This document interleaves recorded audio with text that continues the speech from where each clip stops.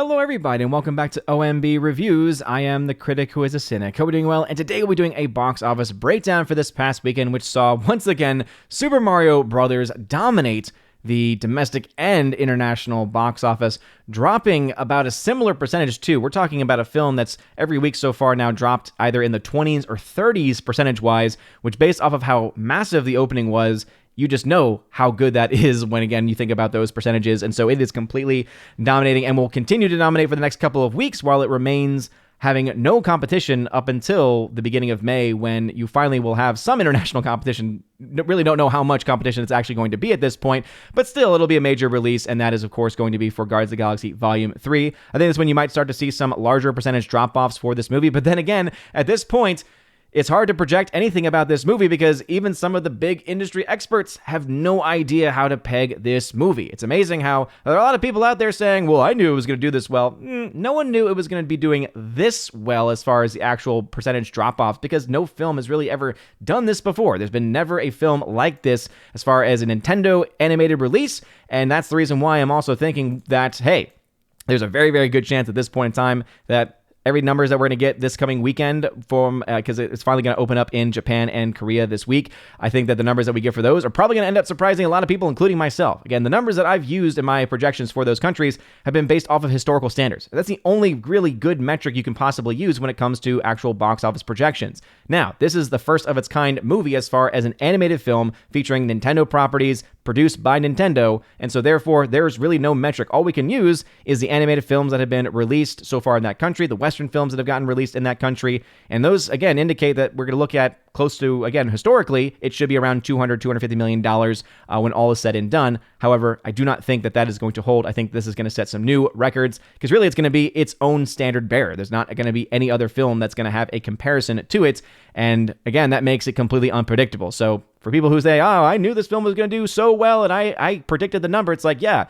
and you base it off of what? Pure guesswork versus historical data? Again, I'm going to always go with historical data versus just gut feelings, but then again, this number is still doing very well, and I don't want to take away from that at all because the film is a giant success. Before going any further, though, into this and to other films, please make sure to smash that like button, lap that fire button if you're watching over on Odyssey, and smash the rumble button, and also make sure that you are subscribed to the channel with the bell notification on. That way you never know a video or live stream goes live on the channel. So our girl Nancy over on Deadline says it's speeding towards $900 million, while Evil Dead rises, even though the film's name is Evil Dead Rise, which is just a stupid name. I have no interest in this movie. I had to watch the freaking trailer for that movie before Nefarious. Nefarious was a phenomenal movie. Evil Dead Rise, instead, I saw the Red Band trailer and I thought, oh, there's worse things in this trailer than there were in Nefarious. Why is Nefarious in the same category with its R rating? Any word on that, MPA? I didn't think so. But that film still ended up doing pretty well, and because of a pretty low budget, as most of these horror films tend to have low budgets, it's looking like this film is probably going to start a series of more Evil Dead horror films because, hey, Warner Brothers hasn't really made any money on any of their films, including some of their, supposedly biggest properties. But hey, guess what? When you spend a lot less money and you go with a property that has a guaranteed audience and a guaranteed income, maybe that is going to be the first, let's just say the first moving forward, the first successful film and franchise that they'll have in quite a long time. But anyway, I digress. We'll continue on talking about Super Mario Bros., though, because that is, of course, the big news of this weekend. It continues its global domination, according to Deadline, now with an estimated $871.8 million through Sunday. And that, of course, is just their projections. We all know their projections have been pretty bad as of recently, so do not be surprised to see this film possibly even go up in the next day or two when the actuals for the weekend come in, maybe somewhere close to 880, maybe even 890. I don't know if it necessarily is going to be enough. I mean, they were off enough last weekend. Lord knows they have to have tried to go back to the drawing board at least somewhat to change their outcomes. I don't know. That's just an assumption on my part. So, hey, maybe you could see this going to get up to $900 million as, by Monday when the numbers update. But we'll have to wait and see what it actually will be, whether or not it's going to fall into the trends that they are seeing or whether it's going to continue to over-project and over-perform, I should say. And so $871 million is where it is currently as of right now. As you can see, 437 of that comes from the international box office, meaning you're looking at $900 million within a day or two. And what's amazing is that this film made another $70.7 million internationally, which is a 38% drop from last weekend. This film has been one of these rare things that not only has seen incredible holds domestically, but also incredible holds internationally as well. In fact, that's why you've seen the numbers be so incredibly close. If you actually compare the two numbers of this movie, $434 million domestically versus $442 million internationally, that is a pretty close. That's almost a 50-50 split between these two. Now, we do have Korea and we do have Japan coming out this weekend, which means we're going to start to see that international number run away, right? Even if it did come in that lower end that I had said was, again, based off historic standards, because that's exactly what it was, then, of course, this film would still be able to create a probably 60-40, maybe, I don't know, 70-30, but hey, you never know, split between those two regions, the domestic and international. But because of all that, again, $1 billion has been guaranteed now for a couple weeks. What I think is likely going to happen, though, is this is going to help us, especially what the opening is in Japan, what it is in Korea, because once it opens there, then we can start to say, okay, what other films have had similar releases, right? Is this going to be a first of its kind with the biggest opening weekend ever in Japan? Is this going to end up being something similar to an anime release in Japan, right? Because then that would help us, I think, be able to figure out, okay, what is it going to make then? As far as its entire run in Japan. Same thing also with Korea as well. And so I think whatever those numbers are, if it's making $100 million plus within its opening weekend frame, between each country or roughly in each country, or it's leaning that direction, hey, we're talking I think at this point now, 1.3 to 1.6 billion is on the table. Who knows, maybe even more. We'll have to wait what those numbers actually come in. Lord knows, though, this film is doing incredibly well, breaking all projections, and no one can really track it at this point in time. Anyone who says, oh, I knew this film was going to make X amount of money, again, you base it off of a gut feeling. Good for you. People sometimes make gut feelings and are correct on things, but there's no historical data to back that up. That's why I still hold to, hey, historically, this is what the film should make. However, I also give the giant caveat that this is also kind of a brand new release, a brand new experience, because it's not just an animated film in Japan. It's an animated film where a co-producer on the film is Nintendo. And again, it's also overdoing every single weekend so far, and no one has been able to peg this percentage drop. In fact, the 21 theaters that have dropped this from their theaters, I have to ask the question, why? Why would you do such a thing, right? Was it to make room for Evil Dead Rise? Okay. Regardless, Warner Brothers at $23.5 million, coming in a well below first place. Again, this film now 3 weeks out, it's not just been number one; it's been a solid number one. As I said, I don't think it's gonna lose that spot until Guardians comes out, because Guardians, last I heard, again, last I was looking at the Box Office Pro numbers, they're projecting it somewhere between $80 and $120 million opening domestically. So I think that this, again, even if it goes towards the lower end of that, it's going to be the number one film of that weekend. What I am more interested to see is, does the Guardians of the Galaxy film see the standard huge drop off we've seen for every single Marvel release so far, where it's, making a lot of money opening weekend, but then sees massive 65 to 70, 65 to 80% drop second weekend, and then ends up falling underneath Super Mario Brothers going into its fourth, fifth, sixth week. All right, I think that might actually be a possibility if these types of holds actually continue, though I do think this number is going to go up once that Guardians film does come out, because that's just kind of the nature of the beast. Evil Dead Rise, speaking of beast, $23.5 million. I have no interest in this movie, but hey, Warner Brothers at least is making a film that's going to make his money back in the next week, so kudos to them. Guy Ritchie's The Covenant, got to see this on Thursday. A very solid film. Not my favorite of the Guy Ritchie films, but still a very good war movie dealing with the war of Afghanistan, specifically the relationships between the Afghan interpreters who were working with the U.S. military. I think that it comes across in a lot of ways as very pro-military, while at the same time also being able to kind of, have that balance of the different thoughts and the different opinions, especially when it comes to Afghanistan and the war in Afghanistan, and there's a lot of politics surrounding that story. I think this is able to handle it in a very non-political way. It's able to kind of stay out of the political battles, and I think it has one of the coolest endings ever. Like, it's one of those endings where you're like, okay, yeah, this is awesome. I'm enjoying what I'm seeing right now because of everything that has been built up in the film. Guy Ritchie is a great filmmaker, and I'm glad to see that his trend is continuing, though I definitely think this is probably the weakest of the films that he has had come out recently, but I can see a lot of people probably even enjoying this film more than a Operation Fortune Ruse de Guerre, for instance, which I have as one of my top films of the year. This is definitely one of my top movies, but I don't think it's going to get into my top 5. Probably will end up in my top 10, but hey, great film nonetheless. Unfortunately, though, $55 million budget means this film not off to a great start. John Wick Chapter 4 is at number 4 right now, $5.7 million, so continuing to have some pretty strong holds. Great film still. Can't wait to get this on physical media, but it's also not doing nearly as much internationally because, of course, Super Mario Brothers has pretty much taken over the entire international marketplace at this point in time, and so I don't think the film's chances of getting to $400 million or past $400 million a lot is that high anymore. Still doing very well, still was able to make some of its money back, but again, not nearly as strong as I thought it was going to be. The film Air from Amazon Studios, remember, it cost $90 million to make it. They spent $120. That's before you actually account for marketing. So the numbers I have in my charting are actually accounting for the $90 million budget of the film, meaning the losses here are well past $100 million. So they're looking at a guaranteed $100 million flop. So I'm not surprised to see the film starting to drop out of theaters. And I don't know if Amazon is going to have any trust whatsoever to put any of their films in theaters anymore. Can't Deadline few weeks ago was trying to say this is a great thing for Amazon because it's a streaming studio putting its film in theaters. Yeah, and what happened? It ended up being a massive flop, and they didn't make any money, right? It ended up losing them a crap ton of money. I don't know what message that is going to send, but I don't think it would be one that's going to give a lot of confidence to Amazon to put more films out. Dungeons & Dragons, as I had mentioned in previous videos, is continuing to do much better than expected. The fact that it's still out in as many theaters as it is great. However, the film still cost a little bit too much and is still set to be a gigantic flop. Pope's Exorcist in its second week of release has dropped to the number 7 spot, so it's dropped a pretty massive 63% for a film of its budget. However, because it was able to do very well in its opening weekend, it's made its money back, and so it'll make a small amount of profit when all is said and done. Renfield, on the other hand, seeing a very similar drop percentage-wise, not making anything though, and let's just say I've heard that this film is not very good. I've heard that Nicolas Cage is fantastic, but everything else about it is just not good. Awkwafina apparently is in the movie, and her storyline is apparently trash. So not surprised then to see this film heading towards the flop territory.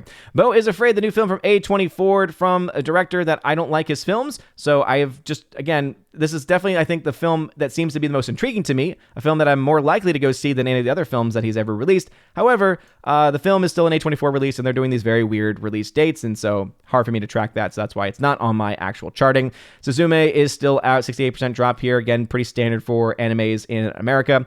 Chevalier is the new Searchlight Pictures movie, $1.5 million. The trailer makes it very difficult to see whether or not this is going to, go down the rabbit hole of politics or not, but hey, $1.5 million is really not all that much. Don't know, again, about budget, and we'll be able to really compare this because of its very limited release. Nefarious, though, I still think everyone needs to go see this movie. Again, as you can see, 53% dropped from 176 screens. I actually expected this film to be dropped from a lot more than that, so if this film is still playing in your area, it's still playing in mine, I highly encourage you, if you've not seen it, to go out and see it, go out and support them, because Hollywood has clearly tried to just kneecap this movie at every step of the way, whether it was the actual production, whether it was the post-production, whether it was the rating that they gave the movie.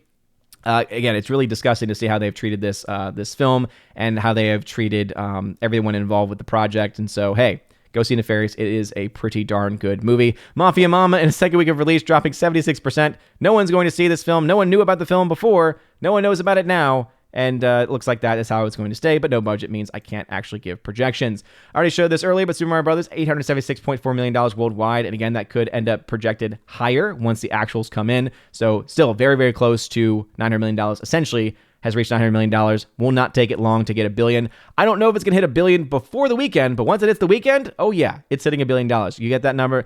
Even if it comes in at the lowest possible projection, which again, something that I broke down last time, I think that you're looking at this film still getting to probably $1 billion by Sunday. So do not be surprised if next week's box office breakdown is talking about how much past $1 billion this film has made and how much I think it's going to end up going past that again. Right now I'm looking at 1.3, 1.6, but we'll have to wait and see.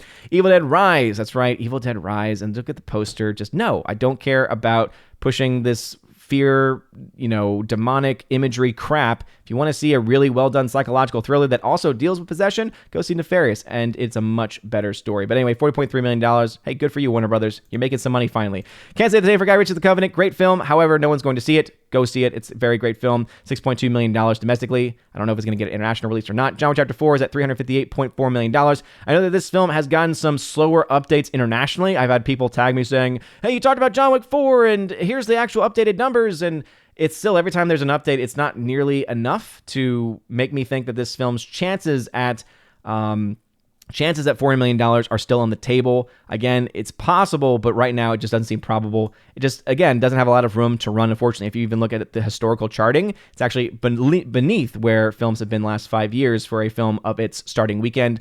Still a great movie. Remember, box office is not the indication of whether a film is good or not. This film has still been able to make its money back, and hey, kudos to them. Great film, a lot of fun. The film airs $62 million. Yep, not going to get to $100 million, which means this film is already, well before that it was already a flop, but $100+ million flop for Amazon. Couldn't happen to a nice studio. Dungeons & Dragons, $177.9 million. I still have no interest in seeing this movie. I know people have said it was good, but again, most people, it seems, don't have the same position. Pope's Exorcist, no interest in seeing this really either because it deals with, again, demonic Hollywoodizing of these things. And yeah, you know what I care about? I care a lot more about, films with actually really well-told stories. And this just, again, looks like your typical Hollywood fare to me. I haven't seen the film, so I can't say that for sure. It just, again, doesn't really intrigue me all that much. But hey, $52 million, it's been able to make its money back. Renfield, box office flop. Beau is Afraid, hard to say there. Suzume, great film, highly recommend it, but hey, doesn't have to do really anything here domestically because it's already had its international run. Chevalier, yeah, that's the image, as I said. Whether it's political or not, I can't say, but sure looks like it. $1.5 million. Nefarious, $2.3 million. So hey, it was able to add a little bit more compared to what it made opening weekend, but unfortunately, I don't know the budget of this movie. I have to imagine, though, this film has not been able to make its money back, especially with the delays that happened for this movie. I think they had to spend like $600,000+, if not in total, while they were away from filming, if not total, then per month. And they were away for several months because of like COVID and everything like that. So yeah, let's just say there's a lot of things that went wrong with the making of this film. And unfortunately, it's led to, I think, a lot of people just either writing this film off or just not hearing about it because it's not playing anywhere. And I recommend it highly. It's a great film. Let's go ahead and dive into the box office charting because I love doing charting here over at OMB Reviews. As you can see, Guy Ritchie's The Covenant right now is around $78 million in the red, and that's because it costs $55 million to make. I don't know why they always spend as much money as they do on these films and then don't really promote them nearly well enough to be able to get butts in seats. It means we have less chance of these kinds of films being made because it's a great film. It's very well done. Break even, though, is around $137.5 million. And that's the reason why I'm projecting this film will probably end up being a flop unless next weekend's numbers turn around or a late international turn happens. I just don't see that happening. Evil Dead Rise at $40.3 million worldwide with its budget of only around $19 million. Its break even is only $47.5. It'll hit that by this coming weekend. Suzume doing very well. No budget reported, but they don't cost typically too much money, and so this film's definitely had made its money back. Pope's Exorcist right now is around $4.2 million in the black based off of the week 2 numbers. I'm projecting the film to make somewhere between $17 and $35 million when all is said and done. Mafia Mama, no budget, but no one's going to see it. Unfortunately, I have to say the same thing for Nefarious, even though Nefarious is a great film. Fact is, no one's going to see it, and it's, again, in part because of the type of movie it is, and probably more so in part because it's just not available for a lot of people. Once this film gets available on physical media, though, please, hey, if anyone's worked on this film, reach out to me. Let me know when this is coming on physical media because I will buy several copies and give these films away so that way people can actually watch this film because I think it's that important. Renfield at $17 million right now. I'm projecting the film after 2 weeks to lose somewhere between $75 and $82 million. So again, massive flop going on right there for Renfield. The complete opposite for Super Mario Brothers. Right now it was $375.8 million in the black. So mass profits will, I think at this point we're looking at somewhere between $500 and $700 million when all is said and done. Again, that's what I had in my initial projections, but you might actually see it even higher than that because of the fact that this film still has yet to release in certain countries, and it is just doing so well every single week in every marketplace, even without Japan and Korea combined. Air, $62 million, still a massive flop for Amazon because, again, let's just say this $97 million loss is based off of the $90 million production budget and not based on the $120 million that Amazon spent. So again, well north of $100 million flop for them. $100 million flop is Dungeons & Dragons, the John Wick Chapter 4 film, $65 million in net game profit. So again, pretty good numbers there, but right now, not nearly as strong as I thought it was going to be. Has not had nearly as strong holds, and I think a lot of that is, of course, because Super Mario Brothers is just dominating the marketplace. Shazam 2 is already out of theaters for the most part. Scream 6 had its run, did pretty well, and then those are really the only updates to the box office. So what are y'all's thoughts about these numbers? Have you seen Guy Ritchie's The Covenant? It's great. I recommend you go to see it. Have you seen Evil Dead Rise? I have no interest in going to see it, but no denying the film is going to make its money back, whereas Guy Ritchie's Covenant, not likely. So go see Guy Ritchie's Covenant. Don't go see Evil Dead Rise, just based off of, again, it just looks like your standard horror film, not exorcist, but your typical horror film, scary, creepy, demonic face crap that we've just seen over and over again, and it doesn't seem like there's anything original to that. Add to the fact that it's a sequel to a older film and not to what are often considered to be the greatest of the Evil Dead franchise. So take that for what it's worth. Also, Suzume, recommend going to see that as well. And hey, big news, of course, is Super Mario Brothers film. Have you, again, what do you think the number's going to be now that we have these numbers in front of us? Do you think that this film is going to get closer to $900 million by Monday when the actuals come in? And then when it comes out in Japan and Korea, what do you think is going to happen? Again, I think 1.3 to 1.6 billion makes sense right now. But if the opening is as massive as some people think it's going to be, based off of gut reaction and feeling, and again, not to say there's no data to say, hey, it's a very popular property. Remember, you don't have a one-to-one crossover between video game franchises and movies, which is why it's not a very good metric to use. Yes, it might help you to a certain degree, but it's not going to be a perfect one-to-one ratio. And that's why this movie is so important, because it's going to help me in the future be able to have a better idea of how these types of movies are actually going to do, especially since video game movies have never really been moneymakers in previous times. So what are y'all's thoughts about this? Let me know in the comments. Let me know your thoughts and anything else I mentioned in the comment section down below. Go see Nefarious. It's great. Anyway, make sure you smash the like button, light the fire button, honestly, smash the rumble button as well.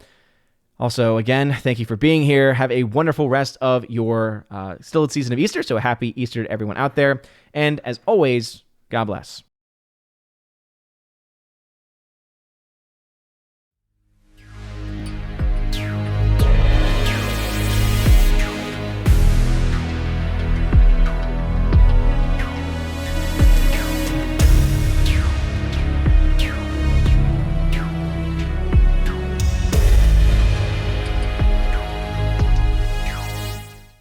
And now for a huge special shout out to all of my Patreon Subscribestar and Locals members who are at the Keeper of the Bifrost level and above. Starting off with Patreon with Father Luca Illick, Garrett Searles, Joe Horn, Jonathan Carney, Orange Hat Reviews, who you can check out over at his YouTube channel by the same name, Laura, the Modern Major General Story, Rosetta Allen, who you can check out at her YouTube channel at Eagle Writer, and Miss Modern Muses, who you can check out at her YouTube channel by the same name as well. To my Subscribestar people, we got Matt317, check him out on his Twitch channel by the same name, Fast Reaction, The R, Mr. Roy, J-Rod the Beer Guru, and the K-Man, and you can check out the K-Man over at xtheboundaries.co. And lastly, to my Locals members, Miss Minnesota Hockey Fan, How About a Hockey Player, J.H. Schwalbach, Brett D90, and the amazing lawyer, Robert Barnes. If you want your name shouted out at the end of every video and live stream, check out the top link in the video description below to join the Keeper of the Bifrost level. You also get access to other things like a podcast that I do every month with John the Flickinger, and also I do giveaways for my Keeper of the Bifrost level people and above, and also my Chosen of Valhalla monthly stream. If any of that stuff sounds interesting, especially those giveaways, which I do give away 4K steelbooks, all kinds of stuff all month long, check out that top link. You're all amazing and beautiful people. Hope you all have a wonderful rest of your day, a blessed Easter, and as always, God bless.